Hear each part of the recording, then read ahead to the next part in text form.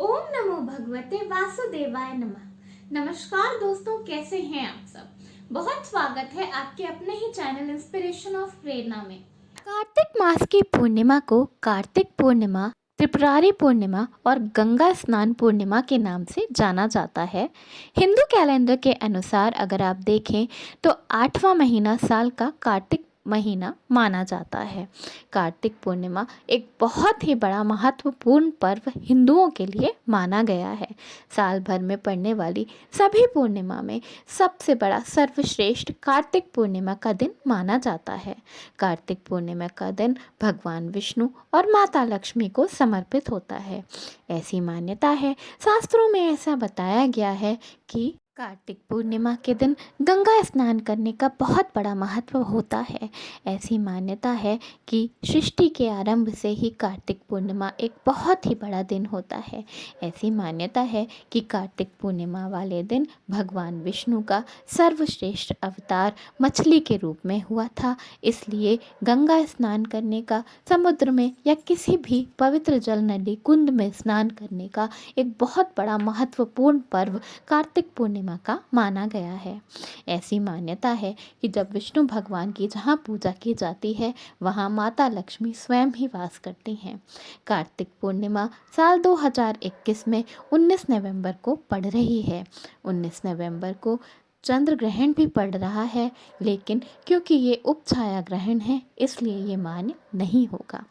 भारत में कई जगह उपछाया ग्रहण देखा भी जाएगा। कार्तिक पूर्णिमा वाले दिन दान करने का, स्नान करने का, व्रत करने का बहुत बड़ा महत्व हमारे शास्त्रों में बताया गया है। कार्तिक पूर्णिमा वाले दिन सुबह सवेरे उठकर स्नान आदि करके पीले रंग के वस्त्र अवश्य पहने, क्योंकि भगवान विष्णु को पीले रंग के वस्त्र अति प्रिय होते हैं। ऐसी मान्यता है कि कार्तिक पूर्णिमा क्योंकि इस बार शुक्रवार को पड़ रही है तो इसलिए ये और भी ज़्यादा महत्वपूर्ण है, क्योंकि शुक्रवार का दिन महालक्ष्मी को, माता लक्ष्मी को समर्पित है। कार्तिक पूर्णिमा वाले दिन पूरी श्रद्धा से, पूरे मन से गंगा स्नान करने से और उसके बाद भगवान विष्णु, माता लक्ष्मी और गौ का पूजन करने से आपके जन्मों जन्म के पाप का अंत होता है। आपके घर से सभी तरह की नकारात्मकता खत्म होती है और आपके घर में सदैव के लिए सुख, शांति और समृद्धि का वास होता है। दोस्तों, इसके लिए आपको करना क्या है कि कार्तिक पूर्णिमा वाले दिन यानी कि 19 नवंबर के दिन आपको सुबह उठकर नहा धोकर साफ सुथरे स्वच्छ हो जाना है और उसके बाद अपने मंदिर को बिल्कुल साफ सुथरा कर देना है। दोस्तों, शास्त्रों में ऐसा बताया गया है कि भगवान की पूजा से बहुत बड़ा होता है भगवान की सेवा करने का महत्व। जितना फल, जितना पुण्य आपको भगवान की पूजा करके नहीं मिलेगा, उससे कहीं ज़्यादा फल आपको भगवान की सेवा करके मिलेगा। इसीलिए हमेशा कहा जाता है कि इसीलिए ऐसा कहा जाता है, ऐसा बताया जाता है कि हर दिन सुबह सवेरे उठकर सबसे पहले अपने मंदिर को बिल्कुल साफ़ सुथरा कर देना चाहिए। सभी मूर्तियों को नहला धुलाकर, पोंछ पाछ कर नए कपड़े, नए वस्त्र, नए गहने, श्रृंगार का सामान ज़रूर पहनाना चाहिए। इसी तरह अगर आपके पास मंदिर में फ़ोटो हैं तो फ़ोटो को बिल्कुल साफ़ सुथरा रखना चाहिए। अपने मंदिर में हर दिन पोछा ज़रूर लगाना चाहिए। ये करके आप भगवान को अपनी सेवा अर्पित करते हैं, जो कि पूजा से भी कहीं ज़्यादा फलदायक होता है। कार्तिक पूर्णिमा का दिन इसलिए भी बहुत बड़ा, बहुत महत्वपूर्ण माना जाता है क्योंकि ऐसी मान्यता है, क्योंकि इस दिन सभी देवी देवता आकाश से पृथ्वी पर आते हैं और दीपावली मनाते हैं। इसीलिए कार्तिक पूर्णिमा के दिन को देव दीपावली के पर्व के नाम से भी जाना जाता है। तो आपको करना क्या है कि आपको नहा धोकर स्वच्छ होकर पीले वस्त्र धारण करने हैं। पीले वस्त्र भगवान विष्णु को अति प्रिय होते हैं। हर पीले रंग की चीज़ भगवान विष्णु को प्रिय है, इसीलिए भगवान विष्णु को हल्दी चढ़ाई जाती है। बृहस्पतिवार के दिन हम पीले कपड़े पहनते हैं। तो आपको पीले वस्त्र पहनने हैं।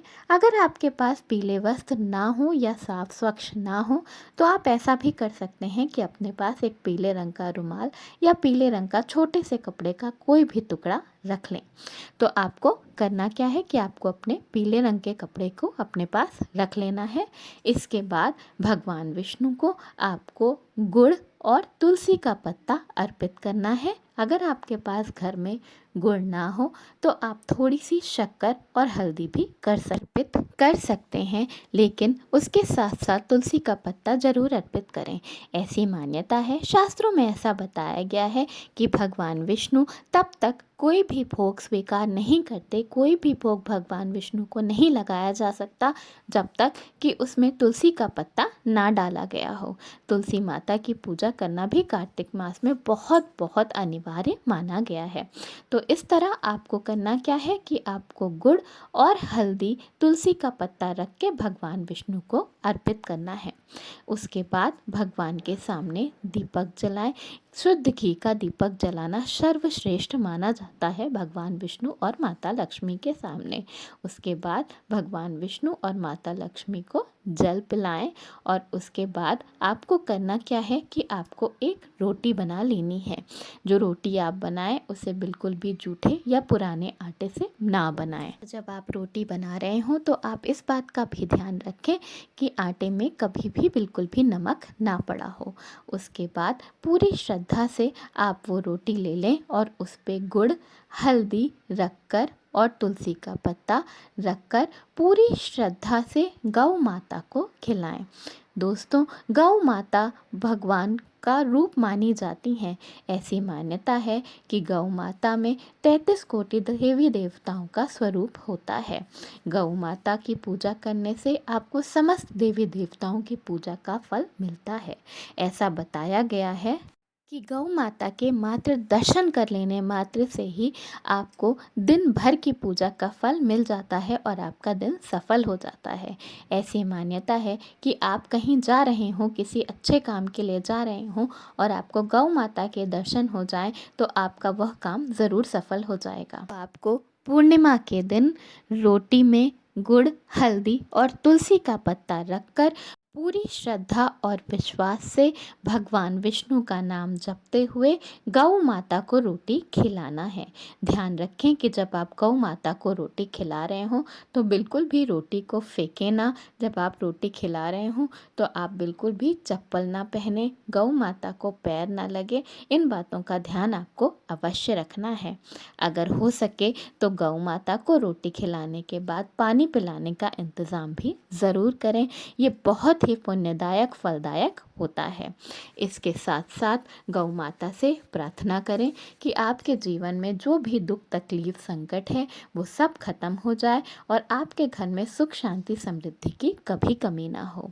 दोस्तों, शास्त्रों में बताया गया है कि गौ माता के चरणों की धूल को उठाकर अपने माथे पे लगाने से भाग्य की रेखाएं बदल जाती हैं और आपके घर में सुख, शांति, समृद्धि का वास सदैव के लिए हो जाता है। तो इस पूर्णिमा वाले दिन 19 नवंबर को भगवान विष्णु, माता लक्ष्मी की पूजा के साथ साथ गौ पूजन अवश्य करें। इससे आपके घर में सुख, शांति, समृद्धि की कमी कभी नहीं होगी और इससे पितृ भी प्रसन्न होते हैं। जय भगवान विष्णु, जय माता लक्ष्मी।